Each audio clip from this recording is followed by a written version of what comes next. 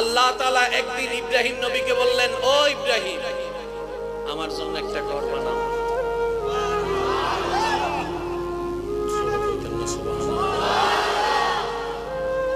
আল্লাহ কোথায়? রব বলে যে ঘর আছে, শুধু মেরামত করো। তো মেরামত করতে জিনিস লাগবে না? জোরে বলেন না ভাই। জিনিসের জন্য দোকান লাগবে না? দোকানের জন্য বিক্রেতা লাগবে না? বিক্রেতার জন্য মানুষ লাগবে না? কিন্তু আল্লাহ ইব্রাহিম নবীকে এমন একটা জায়গায় পাঠিয়েছেন যেখানে মানুষ বলতে কেউ, দোকান বলতে কেউ।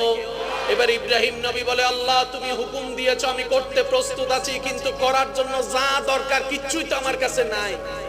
আল্লাহ কই, হুকুম যেহেতু আমি দিয়েছি, জিনিসের ব্যবস্থা আমি আল্লাহই করে দিচ্ছি। সুবহানাল্লাহ।